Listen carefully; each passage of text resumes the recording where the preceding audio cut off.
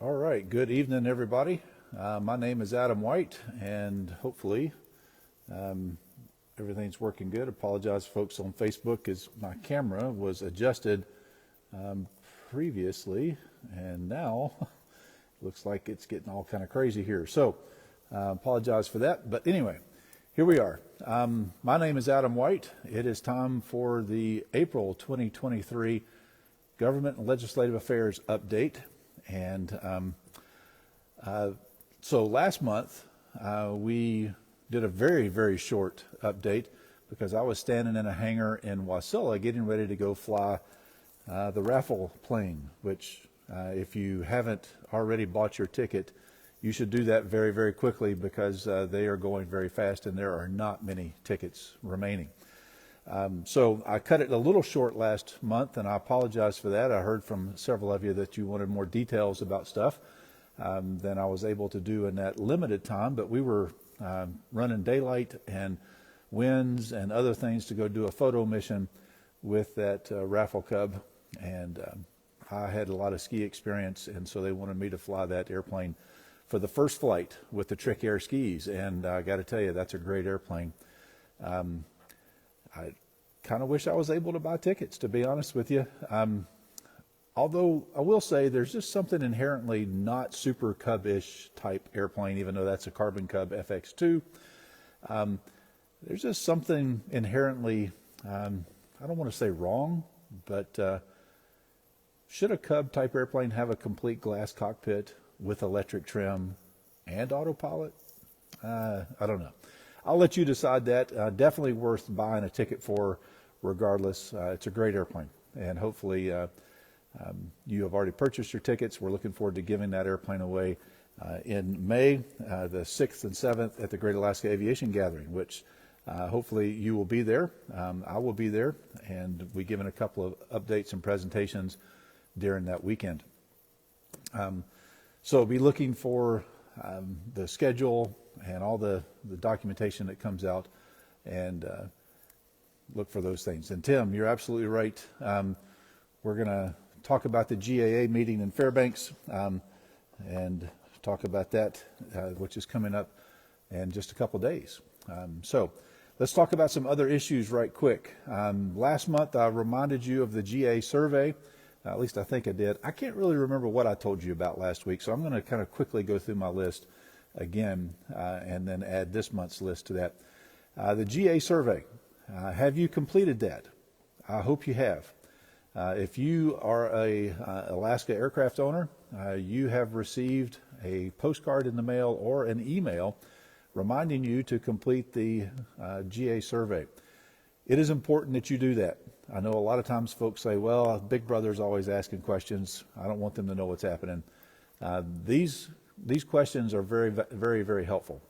They help the FAA understand what the general aviation especially, what that fleet looks like and what it's comprised of. It also helps establish the number of hours that have been flown.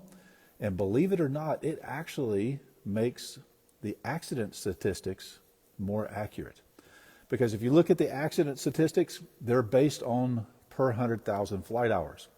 And you've probably wondered, how in the world do they know how many hundreds of thousands of flight hours the general aviation fleet has done in the past year? It's because of the GA survey. That's right, you guessed it. So it's also important for me to have access to that information and data. It's free, it's available to the public, to know what the equipage of the general aviation fleet is. Actually, I got another notice yesterday that we've got another NDB in the state that is being proposed to be decommissioned, the Aniak NDB, down on the Kuskokwim River, halfway between McGrath and Bethel. And the FAA is wanting to know, is anybody going to have a problem with that NDB going away? It's helpful to know how many of us still fly around in airplanes with NDBs and ADF receivers. And the only way that we can do that in a way that is acceptable to all the government entities is to reference the GA survey. So I think I've beat that horse enough. Fill out the GA survey when you get that postcard or when you get the email if you haven't already. It actually does help a lot. Some new things showing up on the sectional charts here in this next cycle, which is this week, I believe. Thursday is the new update cycle. I use ForeFlight these days, and it does it all on its own, and I just make sure I pack before my trip to make sure I've got all the latest charts and supplements and all that stuff. So anyway, mountain pass checkpoints. Long effort between Aircraft Owners and Pilots Association. All those of us here at the Alaska Airmen's Association were part of that effort to get checkpoints put on the charts at the mouths of prominent mountain passes here in Alaska. The first wave of these checkpoints are going to be published this week, and they are in the Brooks Range, and then we're going to hopefully see some more down in the Alaska Range in subsequent updates. Now, what this will allow us to do is that it's a map feature. It also is now in our electronic flight bags, whether you use ForeFlight or Garmin or FlyQ or WingX or any of those others. That will actually show up, and you can navigate to that point and know that you are entering the right drainage to go into the proper route for the pass. Now, what it is not for is for you to use that to fly and turn on the autopilot if you have one. If you win this year's airplane, you would have an autopilot, and fly through the mountain pass. That is not what that is for. These waypoints and checkpoints are not good enough to do that. And this is mainly for us to be able to verify that you have entered the right drainage to get into a pass. If you've flown in Alaska for any length of time, you know that when the ceilings come down, the visibility starts to become reduced. One drainage looks very, very similar to the next. And unless you've got things set up on your GPS or a breadcrumb trail that you're following or other things, it can be difficult sometimes to make sure, excuse me, that you're in the proper drainage to get into the pass. So look for those things to show up this week, actually, on the new chart cycle. So there was a meeting of Lake Hood users down in Anchorage on April 3rd. And I, unfortunately, was not able to attend that meeting because I was outside on other business. Heard from a lot of you that actually did attend. And some questions were asked again about the placement of the new proposed control tower for Anchorage International and how that's going to impact Lake Hood operations. It's my understanding that they had some representatives that were part of that project, but it was an electrical engineer, and he couldn't speak to the placement. So actually was on the phone today working that issue a little bit more and see if we can't see what we can do about that. I do agree that the placement may be not ideal for Lake Hood operations, but the tower is there to be able to see as much of the ground operations there at Anchorage. But even at this location that they're proposing, they're not going to be able to do that. There's really no one central place to see all the ground operations in Anchorage. So we'll continue to work that issue for you, though. Let's see, GPS interference testing. It's that time of year again. The military has started their training cycle and their major force exercises. And we can expect more GPS interference testing, which is another name for jamming. Now, I need your help. I've said these things that I'm about to tell you. I've said them for more than a decade. I'm getting very frustrated, actually, that we haven't made any more progress than this on this specific issue. But if you look at the GPS NOTAM, and if you're able to see the graphical representation that the FAA publishes, it is a very big area that is impacted in the NOTAM. Now, it is not necessarily the same area that's actually being affected by the GPS interference testing. The FAA uses an abundance of caution. That's a direct quote. The military is very cautious not to be too specific about the capabilities of their equipment for operational security, which I totally understand. And the Alaska Airmen's Association actually does support the military in doing this type of testing during their major force exercises. We know as pilots that the best way to be prepared for a partial panel instrument approach or a partial panel coming in and low visibility when you're on floats and it's summertime, and the best way to practice that is to practice it. The best way to be proficient is to actually practice. And we all know that in a shooting war, probably the first thing that's going to get knocked out is the GPS system. And so our military needs to have sharp skills on how to handle and still engage the enemy when they do not have access to GPS. So the Alaska Airmen's Association is fully on board with the military training for that scenario. What we have an issue with is that when they publish the data and the times and the location, and then the FAA takes that and out of an abundance of caution makes the area so big that there's no way that the laws of physics will jam the signal on the other side of the Alaska range, 50 feet above the ground, all that kind of stuff. So I am not a radio engineer. However, I do have more than 30 years experience doing radio and doing some radio engineering. I do not have a degree in that, but I've got more than 30 years experience working with different frequencies and that notion. So I'm working with the FAA. I'm working with the military. Actually, this week is the Alaska Civilian and Military Advisory Council. I'll be attending that meeting on behalf of the Alaska Airmen's Association, and this is a topic that will come up there. So here's what I need from you. I told you I needed something from you at the beginning of this long rant, and here it is. I need you to let me know during the dates and times and locations that this NOTAM will be published, and it's going to be probably 5 more times this year, maybe plus or minus, that you let me know if you interfere or if you are interfered with, if your GPS signal goes away, if your GPS unit loses integrity, if it loses position fix, or if you were flying in the area where they told you it would happen and it did not happen.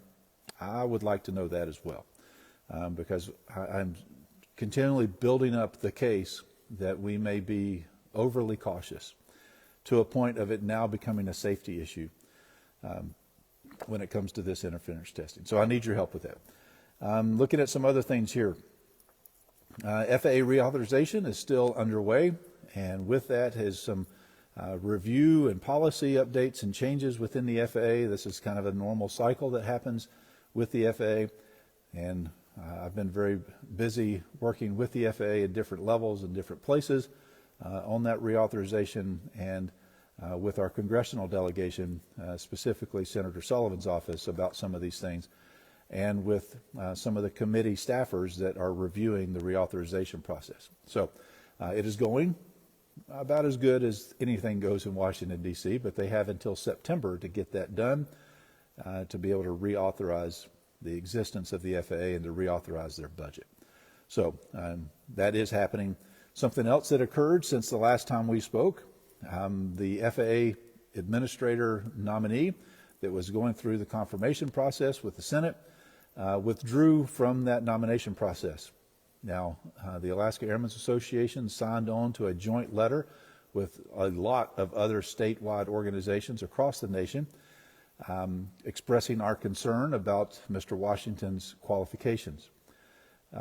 And that may have played a part in him deciding to step away from that nomination process. And we rarely get involved at that level when it comes to nominees and confirmation processes, because at the end of the day, I have to work with the FAA staff, and I most likely will have to interface with that nominee once they're confirmed. And, you know, I don't want there to be bad blood. But this case was severe enough that we felt it prudent to go ahead and sign on to that joint letter, once again by numerous other statewide aviation organizations. And Mr. Washington withdrew himself from that nomination process. So the acting administrator, Billy Nolan, is still in that capacity and will be until someone else is nominated and confirmed. Who knows the timeline of that? President Biden will have to make a new nomination for that administrator position. So stay tuned for that. I'll give you updates as we know more. Let's see, some other things to actually talk about. One of the other things that have happened within the FAA is they're going back, and we're kind of in the middle of what's called RSAT. The Runway Safety Action Team is having meetings at some of the larger airports here in the state, looking at runway incursions and other safety issues that are occurring at airports. And we're right in the middle of that cycle. Merrill Field is actually, it started at 5 o'clock this evening. Lake Hood and Anchorage International, I think Anchorage International is tomorrow. Lake Hood is on Thursday. Kodiak was Monday, I think. Bethel is coming up. So anyway, a lot of those meetings are occurring, and that's a time for operators and users of those airports to be able to, if there's a problem with an intersection of a taxiway or something like that, or if there's a place where vehicles are becoming more of a problem with runway incursions, those are the things that are happening in those meetings. And so this is the season for that, kind of getting ready for the summer flying season. Tim mentioned on the Facebook feed there that the General Aviation Association meeting for Fairbanks International is Friday evening at 7 p.m. at the UAF Aviation building there on the East Ramp in Fairbanks. I will be attending that meeting, and I'll be presenting just briefly about the R2206 TFR that has come back, and talking a little bit more about that TFR, which, by the way, we're probably going to see that in place for more than a year, possibly up to 2 years that TFR will be in place. And then we'll have to figure out if we need to go back and redesign the new 2206 airspace.